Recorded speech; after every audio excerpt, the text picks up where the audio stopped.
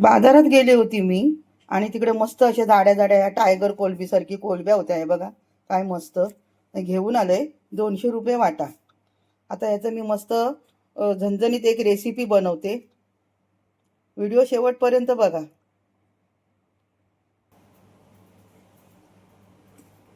कोलंबी मी साफ करून घेते. हे मधला जो दोर आहे ना, हे असं मधीच फाडायचं. जरा कोलंबी आपल्याला जर अख्खी ठेवायची असेल, हे बघा असं दोर काढून टाकायचा. हे बघा हे असा दोर निघतो. याच्यामध्ये ना माती असते, ते दोर काढून टाकायचं असं. आणि ही शेपटी ना मी असंच ठेवणार आहे.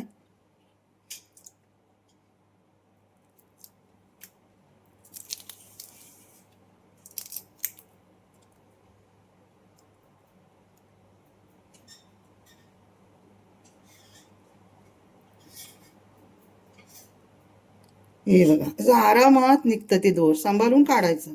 पण हे काढल्याशिवाय ना कोलंबी बनवायचीच नाही. हे बघा कोलंबी काय मस्त आहे बघा, मोठी मोठी. म्हणूनच घेतली मी. याच्यामध्ये वाटप जरी नसेल ना तरी चालतं, एवढी छान होते. दोर तुम्हाला जर इकडनं दिसत असेल तर इथून पण तुम्ही काढू शकता. हे बघा इथून पण काढू शकता. हे बघा कसं निघतं ते, है ना.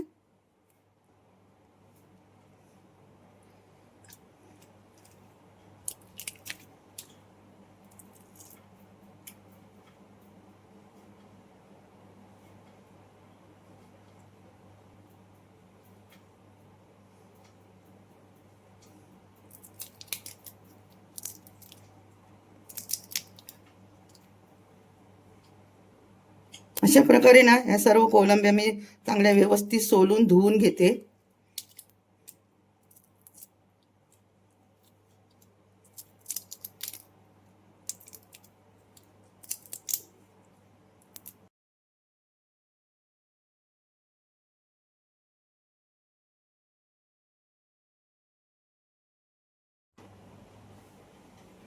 कोलंबी सर्व साफ करून घेतली मी.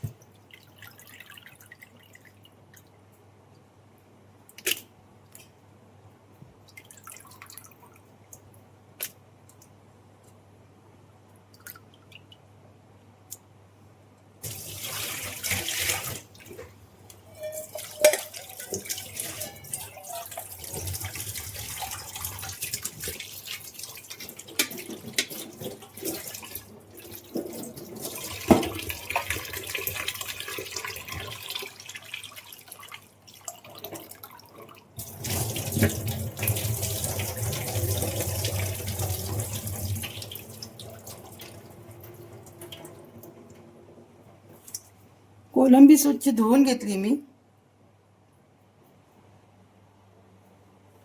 आता मी थोडं हिरवा वाटप वाटून घेते. थोडासा कांदा घेतलाय, ओला नारळ, 10-12 लसणीच्या पाकळ्या, 3 मिरच्या घेतल्या 2-2 तुकडे करून, कोथिंबीर घेतले, थोडंसं आलं घेतलंय. आता मी याची बारीक पेस्ट करून घेते. चटणी वाटून घेतली एकदम बारीक. आता हे ना मी मोठ्या मोठ्या कोलंब्या आहेत ना, त्यांना शेपटी ठेवले. त्या मोठ्या मोठ्या मी घेतले. आता यामध्ये मी घालते लाल तिखट, चवीनुसार मीठ जरा कमीच घाला, गरम मसाला, धने पावडर आणि हळद. 1 अंड घेतले.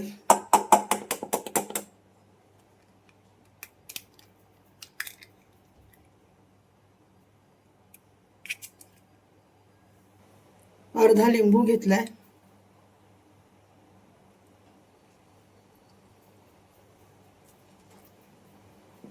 हे चमच्याने मिक्स करून घेते.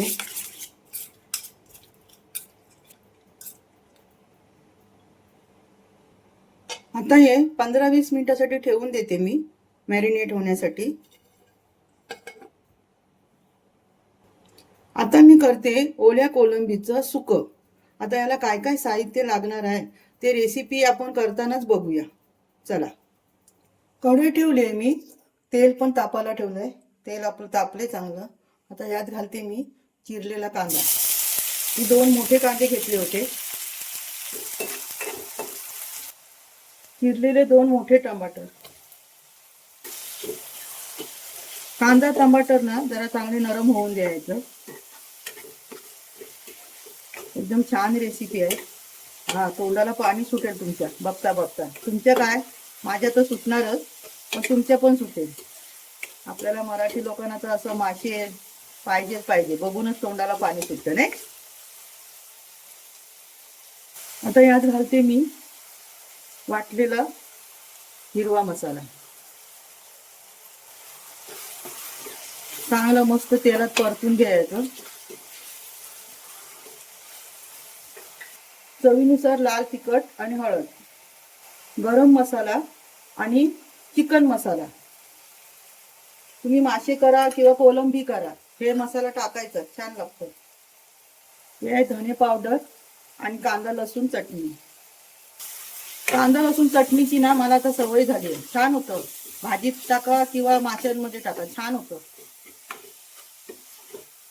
चव पण भारी लागते.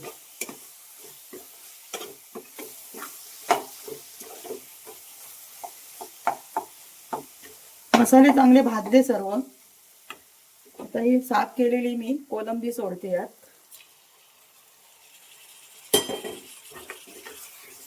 मस्त परतून घ्यायची. पाणी लावायचं नाही, टाकायचं थोडं, पण ते पण कुठलं, आपण आता मसाला वाटलाय की नाही मिक्सर मध्ये, ते मिक्सरचं भांडच धुवून टाकायचं. आता हे मिक्सरच्या भांड्यामध्ये मसाला होतं, ते मी जरा धुवून घेतलंय बघा. एकच पेला घेतलंय पाणी. आणि हे चवीनुसार मीठ. काय मस्त गरगरीत झालंय बघा सर्व मसाले घालून.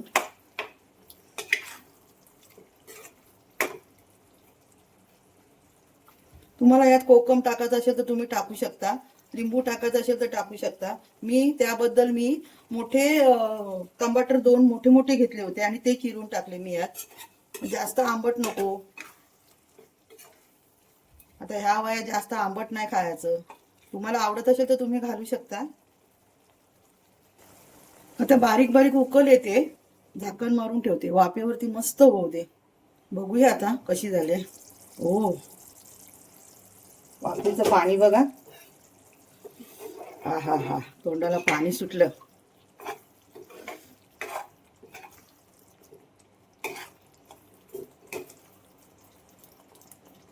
मसालेदार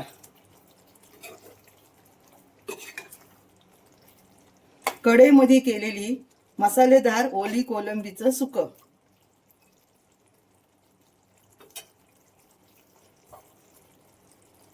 कोलंबी आपली मसालेदार तयार आहे. आता वरून मी कोथिंबीर सर्व करते. गॅस बंद करते.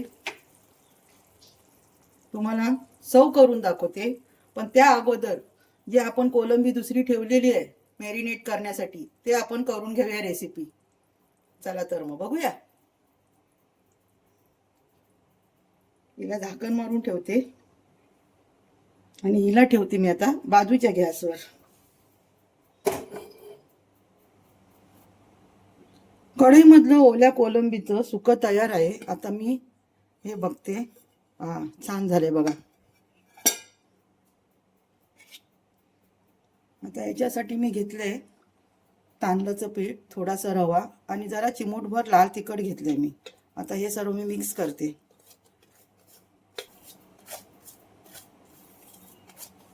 सर्व मिक्स करून घेतलंय मी. आता ह्या ज्या कोलंबी आहेत ना, ते यामध्ये मी असं आलटी पलटी करून घेते बघा असं.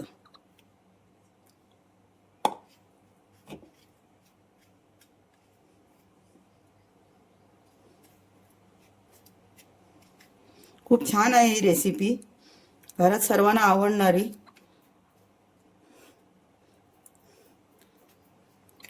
मासे खाणारी जी छोटी मुलं आहेत ते सुद्धा आवडीने खातील याच्यात, कारण का याच्यात काटा नसतो, काय नसतो.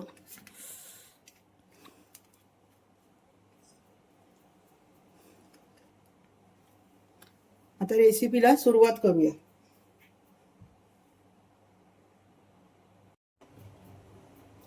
कढईमध्ये मी तेल तापायला ठेवलंय, तेल पण चांगलं व्यवस्थित तापलंय. आता मी ही एक एक कोलंबी आहे ना यामध्ये सोडते.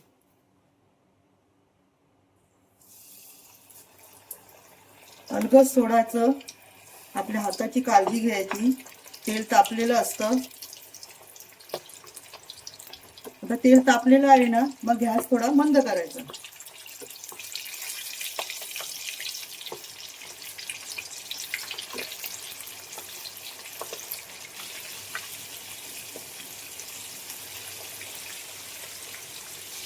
तेलात सर्व सोडून झालंय, गॅस पण मी मंद ठेवलाय.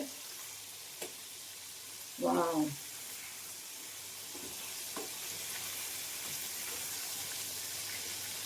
एक नंबर झालंय मित्रांनो.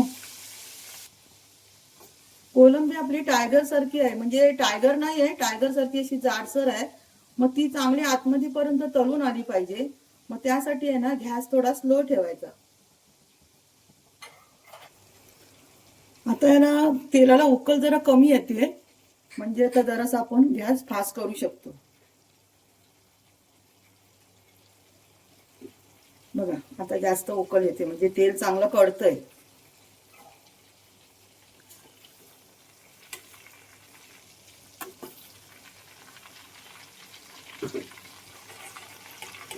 वाव,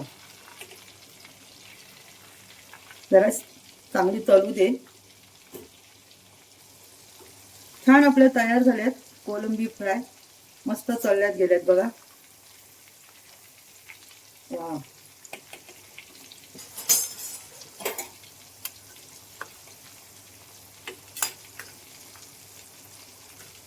असं वाटतं कधी खाते मी. आहे ना एक नंबर. झणझणीत पकोडा कोलंबी फ्राय कशी वाटली तुम्हाला? आवडली का? आवडली तर नक्की लाईक करा आणि माझ्या चॅनलवरती जर नवीन असेल तर चॅनलला सबस्क्राईब करायला विसरू नका. आता बघूया आपण दुसरी डिश. वाव, एक नंबर. व्हिडिओ तुम्हाला कसा वाटला मला नक्कीच कमेंट करून सांगा, अजिबात विसरू नका. ही रेसिपी पण तुम्हाला कशी वाटली?